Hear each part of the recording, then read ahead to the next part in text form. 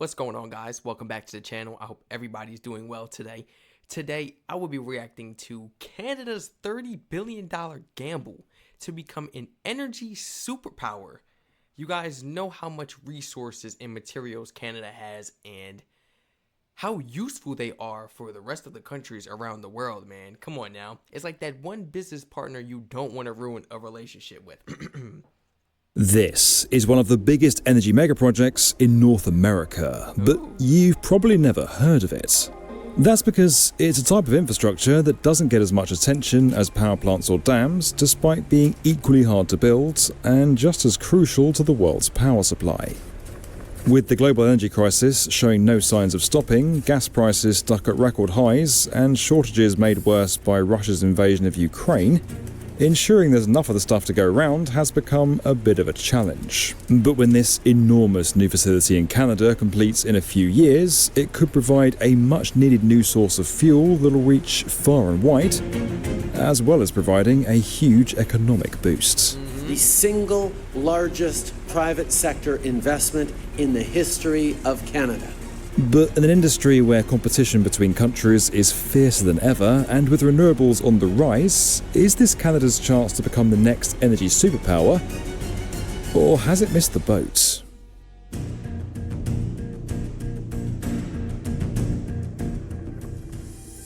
Okay, so let's get right to it. What exactly is this mega project, and why does it require digging up such a huge chunk of this stunning landscape? Well, it's all taking place in the small town of Kitimat, and the consortium behind it goes by the name of LNG Canada. LNG stands for liquefied natural gas. And yes, we know what you're thinking, and yes, you're right. Fossil fuels are bad, and Canada is supposedly a world leader in renewable energy. So why is it building something like this? Well, Canada is one of the world's biggest producers of natural gas, but unlike the US, Qatar or Australia, it doesn't have any way of exporting it overseas. The gas industry, of course, sees a huge amount of gas underground in a place called the Montney Basin, it's sort of northeastern British Columbia, and they're thinking we need to get this stuff to market. We need to be able to make some money from this. But the problem is that there's not a big population center nearby. They need to get it somewhere else. Hence why Canada is now building its first LNG scheme, set to cost more than 40 billion Canadian dollars in total. A task that, as these pictures clearly show, is more than a little... Where is this money coming from? The government or from your taxes? How are they getting 30 billion to build this energy supply? I mean, my goodness. I mean, where's this money coming from? In total. A task that, as these pictures clearly show, is more than a little bit complicated. But hang on a moment, let's take a step back before we go any further. Isn't natural gas a gas, not a liquid? Yes, it'll still be a gas when it comes into this new terminal via the Coastal Gas Link, a new 670-kilometre pipeline that runs all the way from the source up in Dawson Creek. Yes, that is the name of the town where the gas comes from. But if you want to send gas to another country or continent, there's an ocean in the way, and it's too far to simply build another pipeline. You'll need special tankers like these. To make it safe for transport, and so you can fit as much of it as possible on board, the gas has to be converted into a liquid. Then it's placed in these huge tanks and shipped over before it's turned back into a gas at the other end. It sounds simple when you summarise it like that, but the actual process is far from straightforward, and the same goes for the construction. Now, you'll be pleased to... It's like you're turning gas into a liquid, and then you're turning the liquid into a gas again? Alright. Is far from straightforward, and the same goes for the construction. Now, you'll be pleased to know that we're not going to try and explain what every single component on this site does, and how it's being built, because that would clearly take some time. So instead, we're going to pick out a few highlights. Firstly, what are those things that look like huge cages covered in pipes? They're the process modules. 35 meters tall and weighing over 4,500 tons, this one was the first to be installed. Its job is to act as the entry point for gas coming in from the pipeline and to send it on to be treated and processed. These giant structures were all manufactured in China and carried over on ships.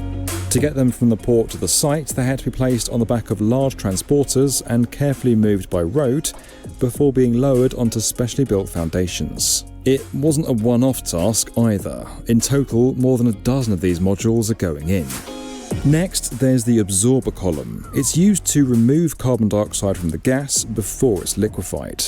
Weighing over 800 tons and measuring 54 meters long, it's the largest single piece of equipment at the site, requiring several hours and 3 cranes to install.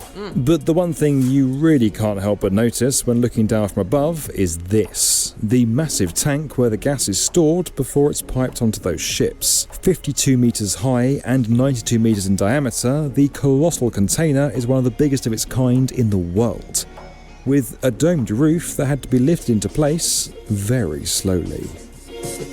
The lift was done using fans, which gradually pressurized the tank and raised the roof over 3 hours. Once in position, welders fixed it into place, and the air pressure inside could return to normal. With construction now over 70% complete, the terminal is set to come online sometime in the middle of this decade.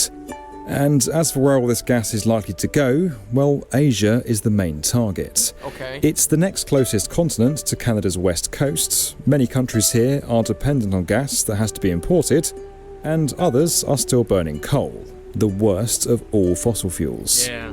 Yes, natural gas is a fossil fuel too, but it's not as bad as coal, so technically it is a lower carbon form of energy.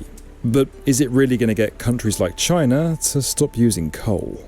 China is still importing large amounts of LNG, but they're still building coal plants. They don't necessarily use it for electricity. It's often used for domestic consumption, or it's used for powering industry. So as far as getting off coal, well, that may be one of the possibilities that may happen, or it could just be that China, places like China, will import LNG and still burn their domestic coal because coal is cheaper. So what about Europe, which has had to scramble over the past year to fill the gap in its gas supplies left behind by Russia and its war on Ukraine? Europe's energy crisis, one that could tilt not just the continent, but the entire world into a possible recession. According to Shell, one of the 5 companies behind LNG Canada, 2022 saw LNG imports to Europe increase by 60%. Surely then, one of the world's biggest gas producers suddenly becoming an exporter is good news for Europeans. Well, first off, they're in the opposite direction to Asia, which would mean very long journeys to reach them. Right there, you have one of the potential problems with this whole project: the timing. When it finally gets up and running, many nations are going to be looking at much cleaner alternatives to natural gas, and the chances are that overall demand will be lower by then. Canada will also be coming up against competitors that have already been doing LNG for years. Another issue is the cost, which has grown significantly, not on the LNG terminal, but with that pipeline. There's also the impacts on local communities, the First Nations. LNG Canada says it's working closely with them on the main site, but there have been disagreements further inland. Coastal GasLink pipeline was originally estimated to cost about, around $6 billion. The latest cost estimate is $14 billion. These are Canadian dollars. And then at the same time, First Nations, the Aboriginal people of the Montney Basin, have been concerned about the impacts of drilling and forestry on their hunting and fishing rights. It makes sense. The industry had to make an agreement with the government and the First Nations that limited the amount of drilling in the basin, and that could push up the cost of supply as well. All in all, LNG Canada represents something of a gamble for the companies involved, and to some extent the country. It's undeniably impressive from a construction point of view, and it's offering something that's clearly needed at the moment all over the world. But as is often the case with these mega projects, whether it ends up being worth the costs, both financially and environmentally, remains to be seen. This video was sponsored by Bluebeam. You can learn more about how their digital construction tools are helping amazing teams around the world. But why would Canada even think about constructing such huge of a site if they knew that there would possibly be some issues down the line in the future? Especially since we got other countries. We got Qatar, we got the United States, we got other countries with these amazing energy plants. So why did Canada go about constructing this if they knew they would be head up for the competition? Of course, this is a government project, but where would the money come from? Is it coming out of taxes? Canada is one of the world's biggest producers of natural gas, but unlike the US, Qatar, and Australia, it doesn't have any way of exporting it overseas because it's so far, and it's going to be really hard to build those pipelines under the water. That makes sense. So they could actually go head up in the competition. That actually answers my question. They could go head up in the competition because they produce the most natural gas. But the hardest part is how we going to get it there. How we going to get it there, man? We can't put it in a box and ship it. It has to go through pipelines that work under the ocean. And how we going to go under the ocean like that?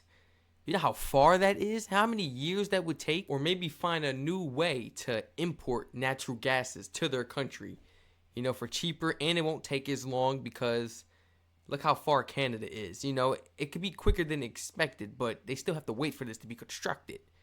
So it's not like we can even speak about doing business with this yet. So, I mean, okay, if you want to send gas to another country or continent, there's an ocean in the way, and it's too far to simply build another pipeline, right? You'll need special tankers. So this is why we have these special tankers. This makes it safe for transportation. You can fit as much as possible on board at one time, and the gas has to be converted into the liquid. As we learned, it goes from a gas to a liquid, from a liquid to a gas, in huge tanks and shipped over before it's turned back into gas. Yes, okay. So this is actually my first time learning about this right here. Now, I do remember Mark Carney mentioning this about Canada becoming the #1 power supply. Now, I didn't know how fast he would actually jump into this project, but it seems that he's getting right to it, man. As he would say, we'll get her done. Yeah. But yeah, they're jumping right into this project. I'm excited to see what it'll look like once it's finished. It said it will be a total of a dozen of these things in there. So it's going to be pretty humongous. Yeah, what I've actually noticed from the video was that the pipelines that would be going from Canada transporting the gas would actually be in the opposite direction of Asia, which means a longer distance of travel, and that is going to make things much difficult. So right here it says, well, first of all, they're in the opposite direction to Asia, which would mean very long journeys to reach them, as we just mentioned. Also, despite needing more of it, in the short term, Europe is pushing hard to get off fossil fuels for good as soon as possible. So now I guess we just see what Canada could come up with in a matter of time. We have to wait for this project to be finished, and they have to go about certain ways to see how they will be able to transport this, man. And that way, hopefully they finish soon enough to the point where they can help out Europe. So Europe could get off of fossil fuels for good and just rely on Canada, rely on the gases coming from Canada. And just taking those enormous ships takes way too long. Those ships don't really go that fast, man. And everything has to be secure and safe, so they can only go so fast, man. Those ships are basically cruising, man. You could go take a mini boat, a yacht, a canoe, something, a sailboat, any type of boat, and I promise you will probably pass the ship. The ships aren't really going that fast, so the amount of time it's going to take to transport everything is going to be for some time. Now, I don't know how long, maybe a few weeks, probably to a month. A few weeks, probably to a month, man, I want to say. A good month, and that takes way too long because right here it said, despite needing more of it in the short term. Like, we need it now. We need it now.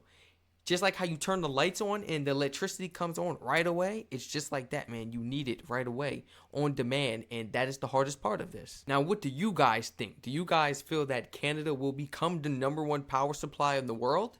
Once they resort out these issues, of course, and, you know, figure out different ways to accommodate. But how do you guys feel about this, man? If you all enjoyed this video just as much as myself, please feel free to like, comment, subscribe, and turn all post notifications on. Feel free to educate me down below in the comment section on any information that was not included or any information that I may have missed from this video that you would like me to know about. Everybody feel free to share this video and channel to your friends and family members, and please continue to flood my comment section and suggestion link in the description down below. And before you go, feel free to follow my Twitch and Instagram down below in the description. If you go ahead and just click the link, it'll bring you right to it. Just go ahead and click the link. Once again, everybody stay safe, enjoy the weather, and I hope to catch you all in the next reaction video.